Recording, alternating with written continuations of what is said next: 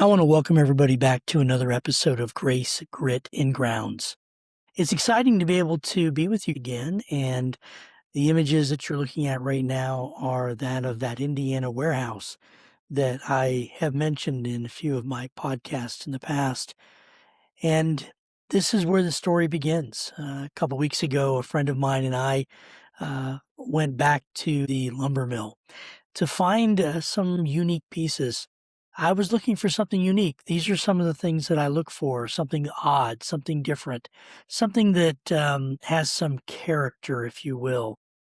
And in the process of looking for that right piece of wood, the thing that's going to maybe be the next project, whether it's going to be an end table or a shelf or something along those lines, I came across the bin that has the offcuts, the free wood, the wood that I can take home. I can find for free and maybe find some pieces that would be worthwhile. So, what you're looking at now is just a board, but you got to know that this story, like I said, doesn't start here. It actually starts back in that warehouse. At the end of that trip to the Indiana sawmill, after we had spent some time digging through that off-cut bin, and I was looking through it because, I've said before, I really like the stuff that nobody really wants. I like pieces that I can redeem that didn't quite make the grade. And I had grabbed a few promising pieces, some that had some good grain, some that I thought I could work with. And honestly, I thought that was the end of the story. But after we had made our purchases and put our treasures in the truck and we were about to leave, one of the guys from the floor came running out of the warehouse with this board in his hands. It was about 3 feet long, rough, a little beat up. He said, "I don't even know what kind of wood this is, but man, look at that grain." And I did, and he was right. It had something to it, something you didn't see every day, but there was a problem. One whole edge was soft. We use the word punky, or at least I do. It means it's starting to rot. It's a problem, the kind of thing that most people don't really want to mess with. He said to me that this piece of wood was probably just going to go to the chip pile and turn into sawdust. And I remember looking at it and thinking, I think I might be able to do something with that. So I took the board home. I cut it down into square blanks and started working through it piece by piece. And this one, the one that I'm turning now, is the one I chose to start with. I mounted it up and I took my time with it, working around the weak spots, letting the grain guide me instead of fighting it. And what came out of it was this nice little plate. It wasn't perfect. There were some issues. And if you look close, you at the end of this, you'll be able to see that section that I'm talking about where the wood started to go a little soft. That little bit of weakness is still there at the end of the story of this turning. I didn't remove it. I left it because it's part of what this piece is. It's part of the story. But somewhere in the middle of working this piece of wood, a thought hit me. I wasn't even looking for this board. I didn't go to the sawmill with this particular piece in mind. I didn't even plan for it. I didn't expect it. In fact, the reality is I didn't go to the lumber mill for any piece of wood. I mostly just went because I wanted to spend some time in the wood mill, and I wanted to spend some time with my friend. He's working on some projects and had some thoughts he wanted to flesh out with me and bounce some ideas off of me. So I thought, hey, I'll go, I'll hang out, I'll get lunch, I'll enjoy the afternoon in a place that I enjoy going to visit. Well, this board was just handed to me. I didn't have to pay for it. It was absolutely free. And it got me thinking about something deeper. This tree, you know, before it was ever a board, it stood for decades, potentially as many as 30 years, maybe more. This tree stood through storms, through seasons, growing slowly, quietly, long before I ever stepped into that warehouse, maybe even before I was born. And I got to thinking about what Scripture says. In the book of Acts, chapter 17, verse 26, it talks about how God determined the exact times and places that we would live. Nothing in the universe is random. Nothing is accidental. Everything is placed. And I mean everything. Just like this board had a story before I ever touched it, so do you. God was preparing things long before you showed up. Your life didn't start the day you became aware of it. It didn't start the day you decided to get serious. It didn't even start the day you were born. There were things being set into motion long before that. People, places, moments, even the struggles, even the rough edges. All of it is preparation. I thought about that because recently I've had some conversations with people who were going through a rough time in their life. And they were asking questions of themselves, from God, from the universe, wherever, like, why was I even born? Why did I have to be born in this time or in this era or with this problem or with these parents?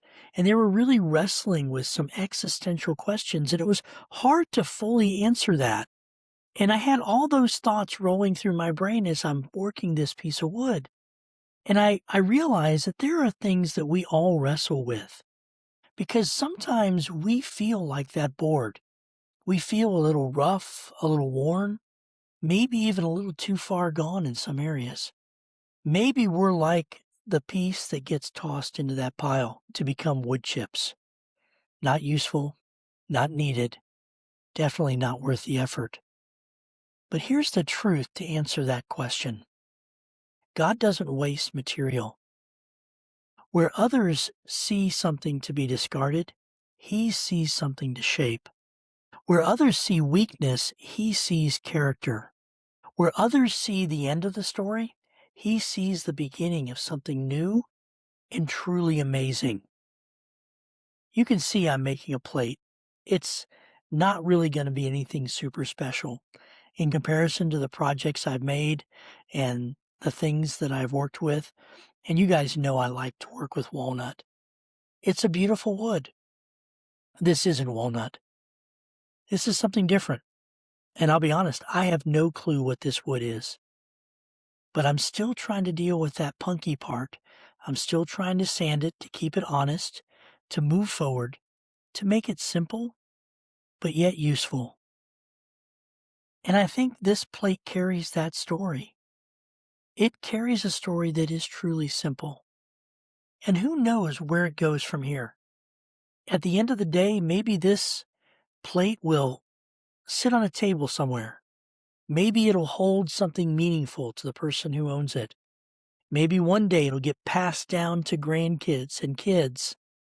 Maybe 100 years from now, someone will pick this up, run their hands across the grain, see the marks, the imperfections, and never know really where it came from. But they'll know it matters. Because you can tell when something has a story. So do you. You're not here by accident.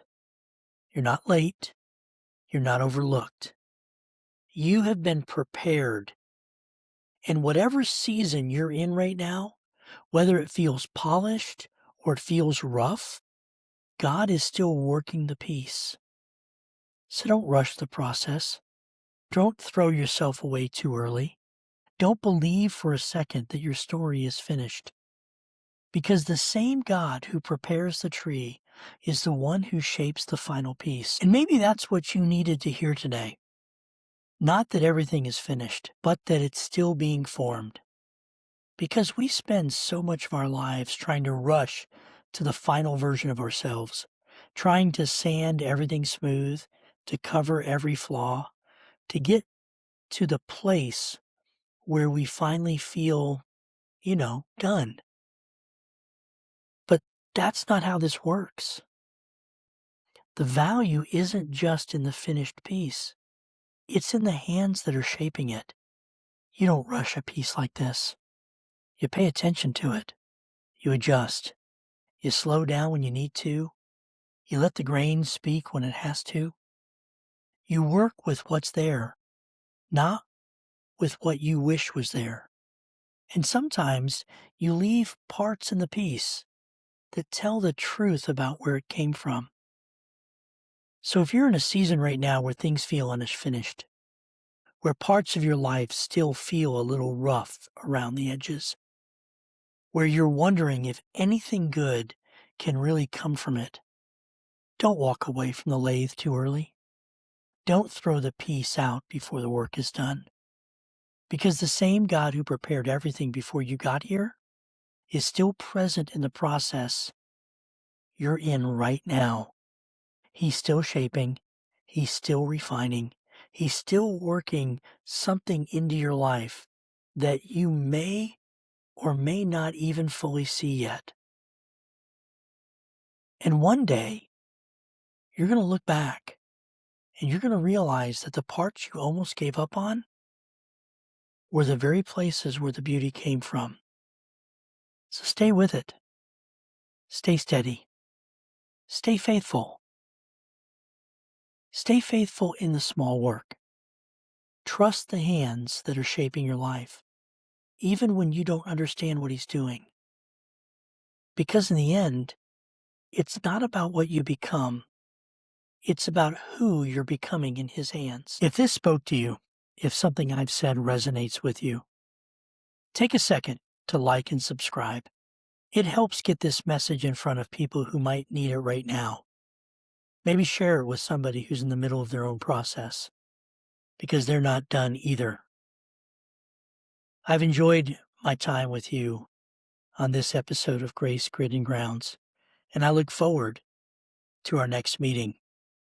Until then, if I can encourage you this way, that grace builds what grit sustains. Until we see each other again, I encourage you, keep the coffee fresh and keep the conversation flowing.